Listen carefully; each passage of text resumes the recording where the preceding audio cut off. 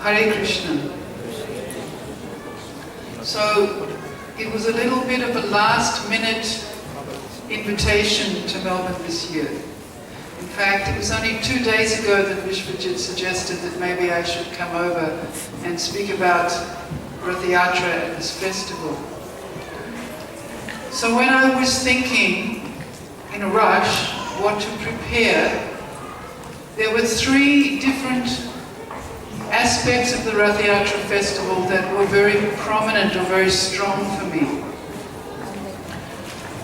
The first aspect was the actual details of the Ratha Yatra and the significance of the Ratha Yatra festival to the devotees of Lord Jagannath. Because after all, Oriya is the land of Jagannath. And not only does the Ratha Yatra or the Snani Yatra take place in the main Jagannath temple, but it takes place in thousands of temples all over Oriya. So this is, for me, the first most significant aspect of the Jagannath Ratha Yatra. Then the second one, as Shankarshan Prabhu was speaking about, and as Srila Prabhupada spoke about, is much more esoteric, much more mysterious. So much so that even the devotees of Jagannath in Oriya don't necessarily understand what Sri Chaitanya Mahaprabhu came and revealed about the significance of the Ratha Yatra festival. And the third level that comes very clearly to mind for me is the significance of, as Prabhu was saying, of Srila Prabhupada and what he did with this festival. So I was very interested to hear how Shankarshan Prabhu was there, and the first word he heard was Jagannath in 1971. For I had a similar experience, although I had seen Srila Prabhupada and was living already in the temple, of attending the festival in 1970. So I was staying at that time in Los Angeles, and all the devotees, young men and women, we all got into vans and we were driven to San Francisco. But Srila Prabhupada, he arrived by plane.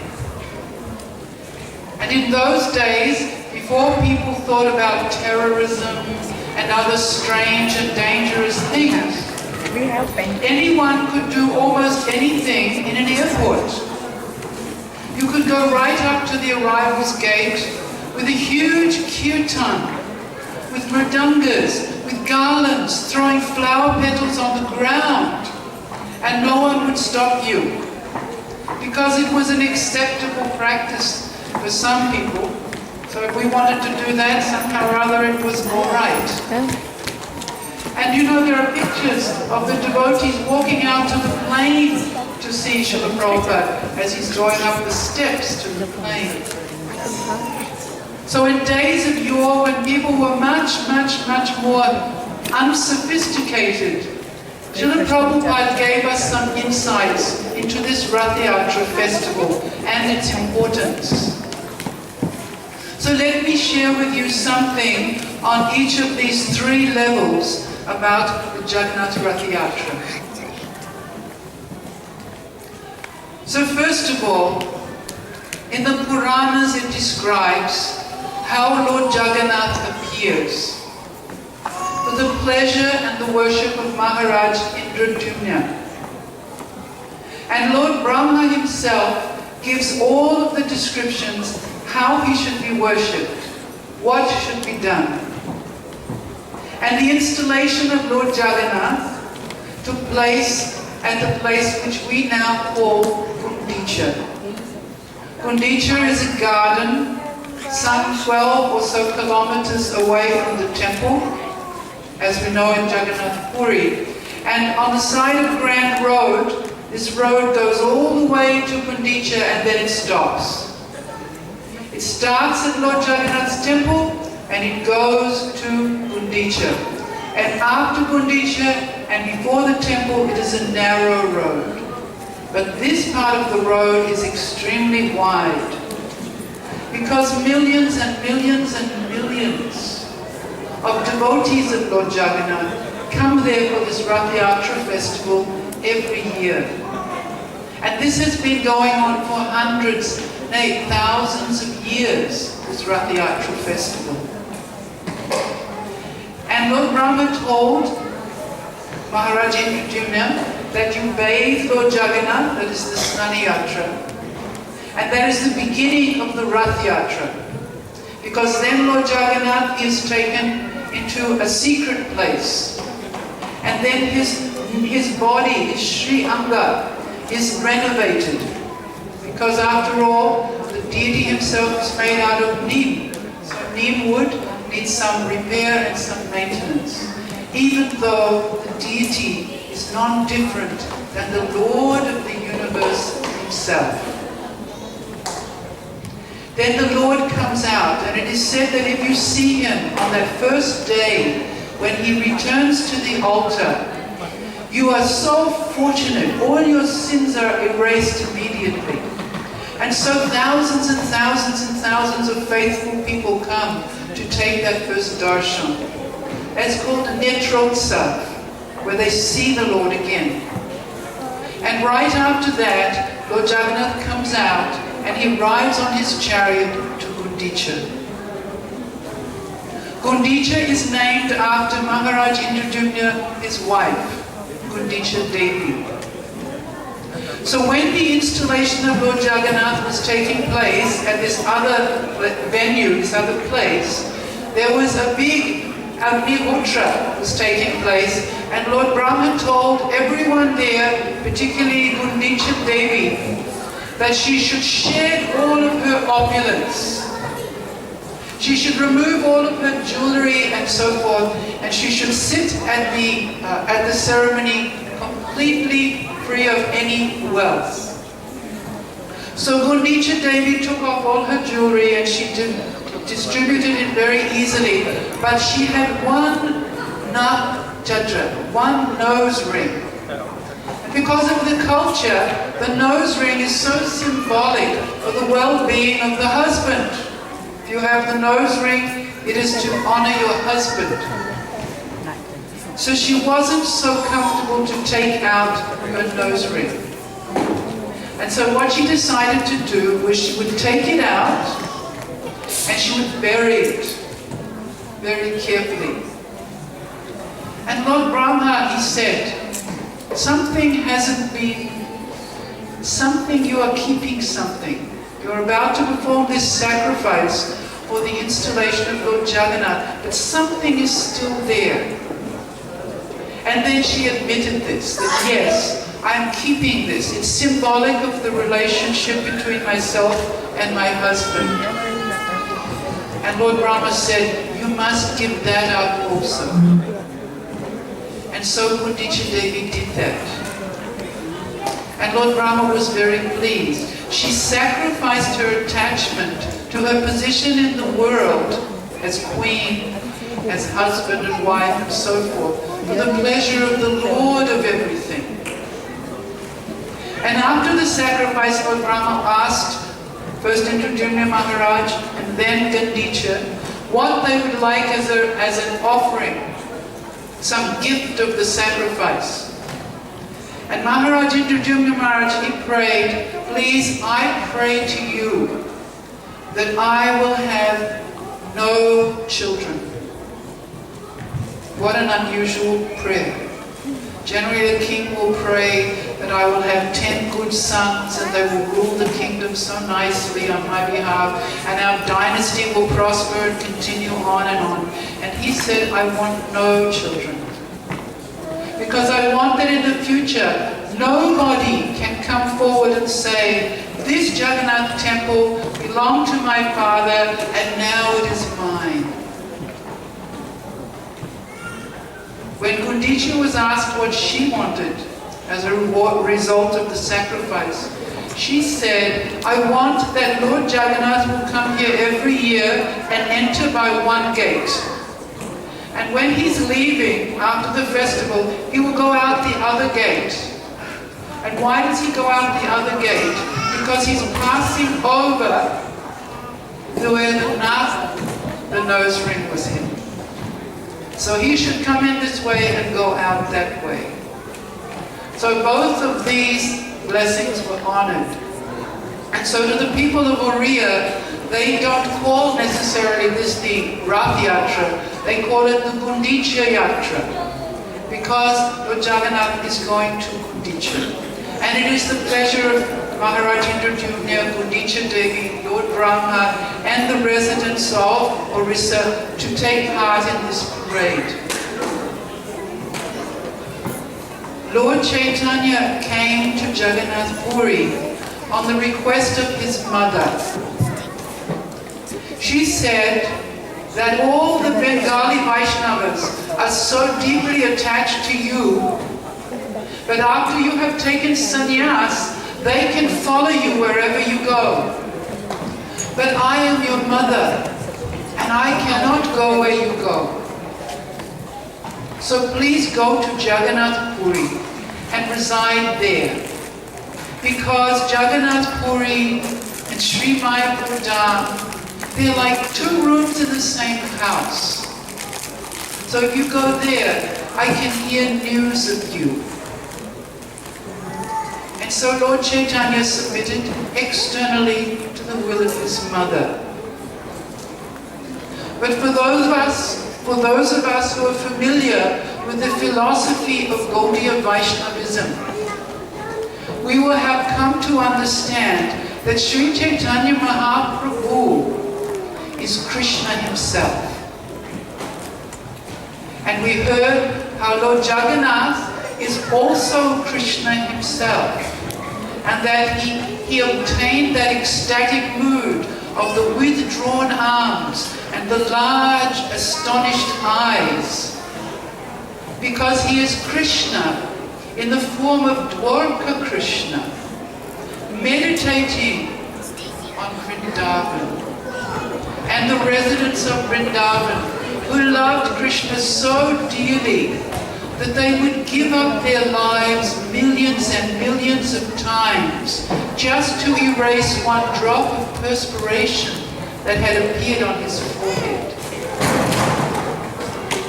So this is Krishna. Krishna is Krishna in Vrindavan, in Mathura, and in Dwarka. Lord Jagannath is a manifestation in wood of Krishna in Dwarka, and Lord Chaitanya is the most merciful incarnation of the Lord, because he appears in the form, as Srila Prabhupada once said, he appears in the form of the universal Guru, to give everyone an opportunity to learn from him and follow his example in development of the same sentiment, this mood of love of the residents of Vrindavan for Krishna. So this is so extraordinary. When Srila Prabhupada was 8 years old, he wanted to have his first Ratha Yatra. So we began this Ratha Yatra festival here 5 years ago, I think it was. We've been having with a very small, you can see Lord Jagannath has appeared. It is fully Lord Jagannath. He is there for us all to see, but he's in a very small form. So Srila Prabhupada began his first Ratha Yatra in the same way. But just imagine, as time went by, Lord Jagannath, at the will and the arrangement and the deep, deep, deep devotion of Srila Prabhupada, established and has firmly established Ratha Yatras all over the world, including Melbourne. Now you see him like this, but I saw Srila Prabhupada here in Melbourne, and the Lord Jagannath deities that you see in the temple, they were riding on a beautiful chariot. So I think that the Melbourne devotees have got some way to go yet. before they get Lord Jagannath. But actually, now it comes to mind, they have already done that. We have Lord Jagannath in January, February, riding on his beautiful chariot as well. So this is wonderful. This is what Srila Prabhupada wanted. So let me share with you a couple of things that Srila Prabhupada said. At that first 1970 Ratha Yatra, I was very young. I was 21. And I had just only begun my Krishna consciousness. So I was listening to him very carefully, but most of what he said, I couldn't really follow. Just like some of you today, you may be newcomers, you may be our guests here today. And so some of the things that we are speaking about, they may seem difficult to follow. It was like that for me then. But there were two things that struck me very deeply that I remember to this day that Srila Prabhupada said, and I would like to share them with you. Srila Prabhupada began the lecture by saying that this Ratha Yatra is one of the items of this Krishna consciousness movement. And then he wanted us to understand what Jagannath means. Now, if anyone asks me what Jagannath means, I will tell them very simply that Jagat is the universe, and Nath, he means the Lord or Master. So this is the meaning of Lord Jagannath, he's the Master of the universe. But please listen to what Srila Prabhupada answered, his own question. He said, just try to understand Jagannath. Jagat means the moving world. Gachati iti Jagat. Sanskrit word Gachati, the meaning is that which is moving. This is the meaning of Jagat, that which is moving. So all these planets, this universe, even the sun, everything is moving. And we are moving. We are, of course, animate, but even inanimate things are moving. Your motor car is moving. Your machines are moving. But they are moving under the control of some animate object. In other words, your car didn't come here today by itself. Somebody drove the car. But animate objects moving, some of the animate objects are standing still. We are walking, but Srila Prabhupada pointed out the trees, they're standing still, they're not moving. But he said, ultimately they are also moving in this sense, that one species of life is being transmigrated into another species of life, and therefore it is called Jagat. Jagat means moving. So he pointed out to those who could follow him that we are moving through our life, and we'll move through another life, and another life, and we've been moving through so many lives. And that is the purpose and function of the Jagat, or this material moving world. And the owner and master and controller of this world is called Jagannath, the master. And Jagannath means proprietor, master. So Jagannath means the proprietor or the master of all these movements. He is Jagannath. And Balaram, Balabhadra, Bala means strength, and Rama means enjoyment. So Balaram means he who gives spiritual strength for eternal blissful life, not moving blissful life, which is not blissful at all. Just think, if you have a dream, and in the dream you're a king, and And maybe some people have had such a dream at night. And during the dream, somebody comes and brings you a whole big box full of gold coins. And you're busy counting them. And the alarm clock goes off and you open your eyes. And where are the gold coins? And where is my kingdom? And where is my power and my influence and my everything? You will see, and those of us who are older have already seen, that as you travel through a life, it's like the moving of the sun. It comes to midday, and then it starts to fade. And suddenly you look back, and time just seems to have gone. And now, in front of me, the next experience for my entertainment is my death. So nobody wants to think like this. They want to see the up, they don't want to see the down. But everything is circular, like a wheel. It goes round and round, and it keeps moving.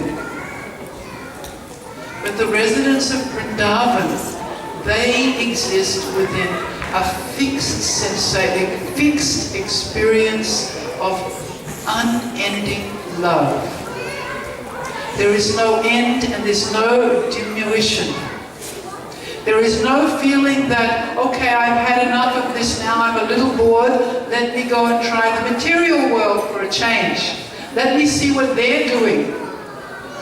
There's no travel plans like that.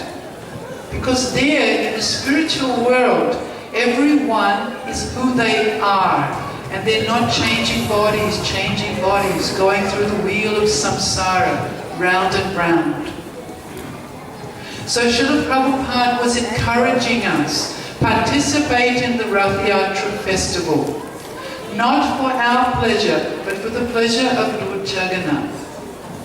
Generally we think, I've come to this festival, I hope I'll enjoy myself, I hope the prasadam will be good, I hope I see some of my friends here, I hope my children will have a good time, I hope, my. But we have to turn that around.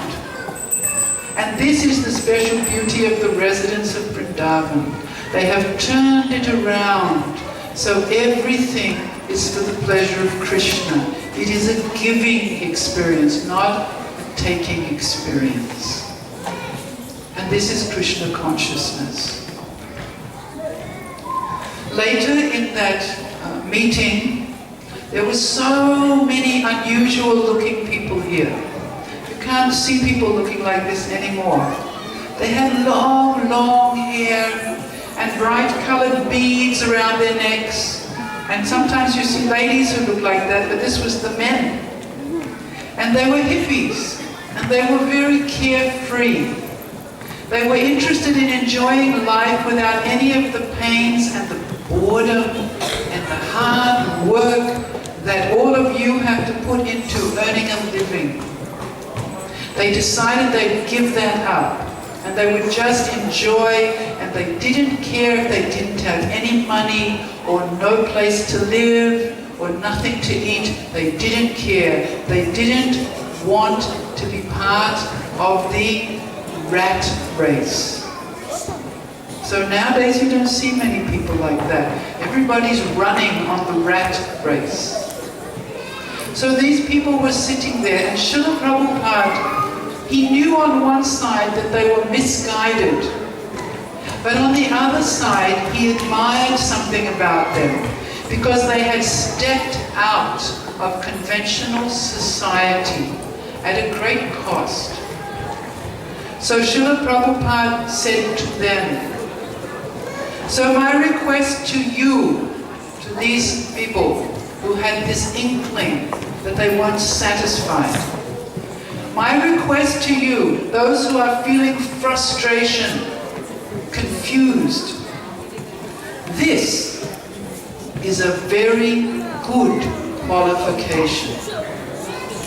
And I remember when he said this, my eyes kind of opened a little bit, and I thought, that's a very interesting way to communicate with these people. He said, it is a good qualification in this sense. that those who are feeling frustration and confused, they are disgusted with this materialistic way of life. They're disgusted. That is a good qualification for spiritual advancement. But this also struck with me and stayed with me for so many long years when Prabhupada added a but. But if you are not properly guided, then it will become another kind of frustration. This will become another frustration. To give up materialism, to get involved in materialism, they're both frustrating. Another kind of frustration, this kind, that kind. So Srila Prabhupada said, to save you from that frustration, this is this Krishna consciousness movement. This movement has come to your country. It is Lord Chaitanya's movement. So back to Lord Chaitanya. Lord Chaitanya is the one who gave us the inner understanding, the inner insight on what Lord Jagannath is doing when he gets on his chariot. That he wants to leave the Jagannath Mandir for some days. He has been there for 2 weeks, alone in his inner chambers with his wife. This is Swakya. He has been there alone, and now he begs her, Mahalakshmi, please, I want to go for a little journey, just a little chariot ride with my brother and my sister, so that she will not get suspicious. Where is he going? So he says, my brother will come, my sister will come. We will just go to Gundicha, and I will come back. She gives her permission, and off he goes. And when Lord Chaitanya reached Gundicha, he stayed there for the whole week that Lord Jagannath was there, having kirtan day and night, in the mood of the residents of Vrindavan, particularly the mood of Srimati Radharani. He had ecstatic kirtan for Lord Jagannath. And do you know what happened? Every year, Lakshmi Devi becomes very angry. She says, where's my husband? He hasn't come back. And so on the second day is a day called Parapanchami. And the pujaris from the temple bring Mahalakshmi all the way to the Gundicha temple. And do you know what Lord Jagannath does? He locks the gate. And when Mahalakshmi arrives with her servants and the gate is locked, she becomes so angry. And the pujaris on behalf of Mahalakshmi, they speak many angry words to Lord Jagannath. And they break a part of the Ratha Yatra cart, and then Mahalakshmi returns to the Jagannath temple. Who can understand these things? Certainly not the British missionaries when they arrived in Jagannath Puri. Who can understand the personal, loving nature of the Lord's Leela? And Lord Jagannath stayed with the residents of Vrindavan for 1 whole week, and then he is brought back. In the chariot he comes back. And do you know what happens when he returns to the temple? The temple doors are locked. Mahalakshmi says, lock the doors. And so Jagannath stays outside on his chariot, right up until the Dwadasi. And there's one occasion where he is dressed all in tons and tons of golden ornaments, with arms and feet and a beautiful crown, and thousands of people come for that darshan, the Sona darshan of Lord Jagannath. So these pastimes of the Lord in Jagannath Puri, or the pastimes of the Lord in San Francisco, or the pastimes of the Lord here in Melbourne, Australia, are very, very, very wonderful. They have an inner meaning and an outer meaning. It is Lord Jagannath, as Shankarshan Prabhu said, He's calling us home. He's going home, and if we pull Him, we're going home. And this is what Srila Prabhupada deeply desired to give to the world.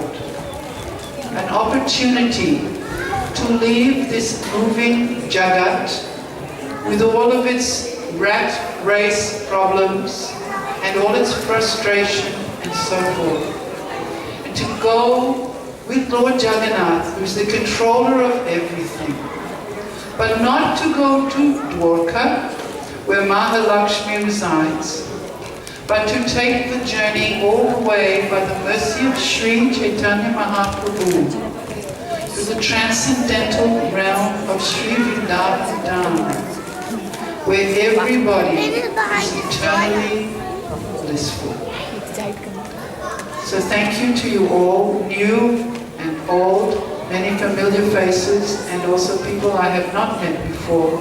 Thank you so much for coming and attending this Ratha Yatra festival for the pleasure of Lord Jagannath and Srila Prabhupada. Thank you. Hare Krishna.